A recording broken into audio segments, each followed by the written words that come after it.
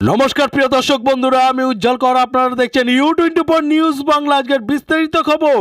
রাজ্যের মানুষের 100 দিনের টাকা পাইয়ে দেওয়ার জন্য দিল্লি পর্যন্ত আন্দোলন করেন মহামাটির সরকার। সেই সঙ্গে বিভিন্ন জায়গায় বিক্ষোভও করেন। মহামাটির সরকার মনে করেন সাধারণ মানুষের 100 দিনের টাকা যেভাবে কেন্দ্রীয় সরকার বঞ্চনা করছেন এবং রাজ্যের সাধারণ মানুষকে ভাতে মারার চেষ্টা করছেন। রাজ্যের মুখ্যমন্ত্রী মাননীয় মমতা বন্দ্যোপাধ্যায় রাজ্যের মানুষের কথা চিন্তা করে এবং সাধারণ মানুষের পাশে দাঁড়াতে 100 দিনের টাকা তার রাজ্যসভার তহবিল থেকে দেবে বলে ঘোষণা করেন।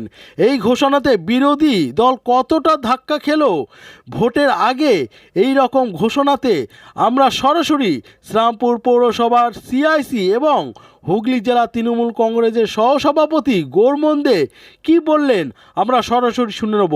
প্রিয় দর্শক বন্ধুরা, আপনারা জানতে ও দেখতে অবশ্যই চোখ রাখুন উজ্জ্বল করে রিপোর্ট U24 নিউজ বাংলা।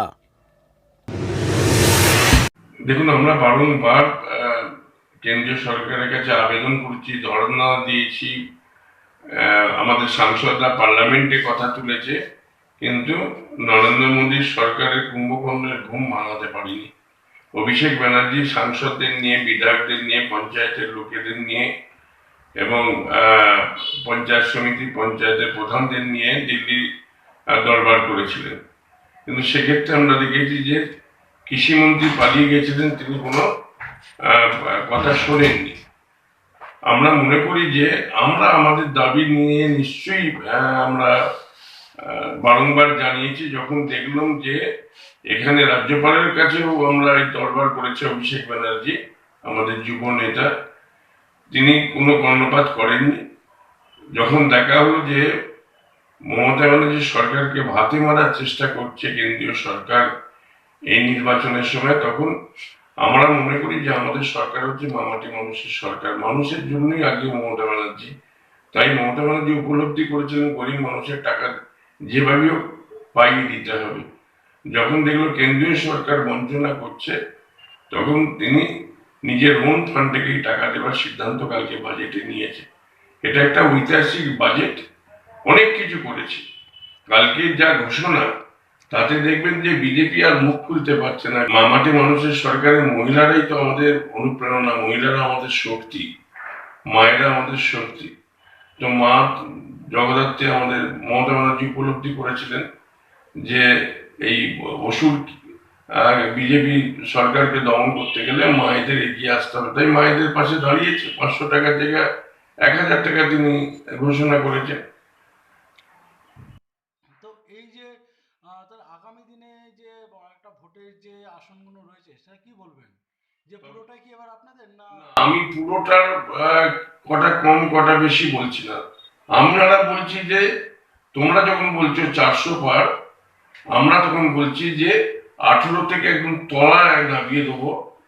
আগামী দিনে যখন পার্লামেন্টের রেজাল্ট বেরোবে বেঙ্গলের, তখন দেখে নেবে যে বিজেপি যে 18টা সিট আর মানে পেয়েছিল, সেই সিটটা তাদের একদম তলানিতে চলে গেছে। বিরোধীরা বারবার চ্যালেঞ্জের মুখে পড়ছেন, কি বলবেন? বিরোধীরা বারবার চ্যালেঞ্জের মুখেই পড়ছেন, কারণ কল্যাণ বন্দ্যোপাধ্যায় উনিও একবার চ্যালেঞ্জ ছুড়েছিলেন এবং অসিত মজুমদার চ্যালেঞ্জ ছুড়েছিলেন।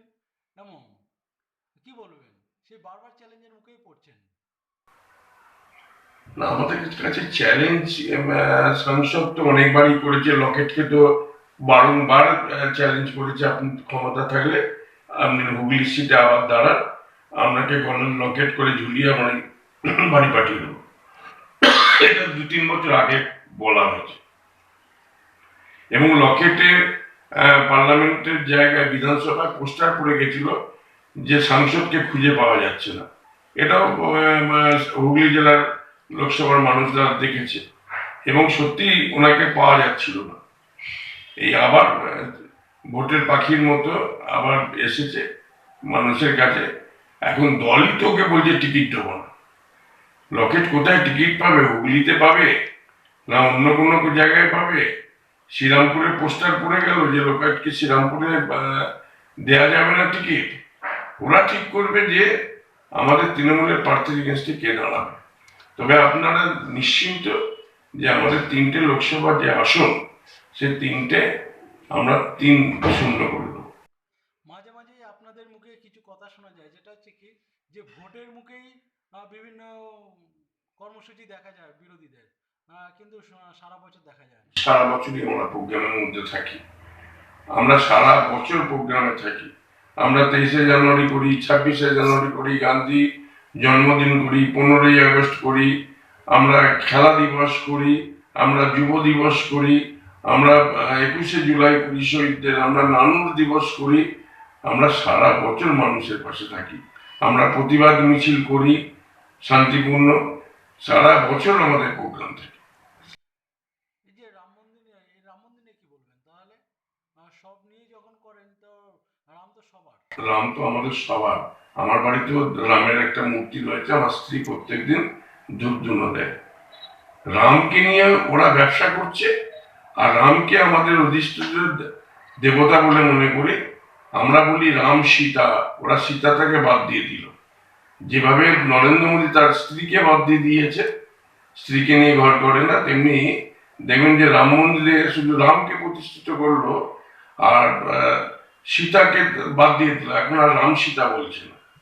যে আজকে রাম মন্দিরে প্রতিষ্ঠিত হলো, আজকে সীতা দেবীকে অচ্যুত করে রাখলো। সীতা দেবীরও অনেক ভূমিকা আছে রামায়ণে। আপনার পরিচয়টা? হুগলি জেলা তৃণমূল কংগ্রেসের সহসভাপতি, প্রাক্তন প্রশাসক, শ্রীরামপুর পৌরসভা CIC। ধন্যবাদ।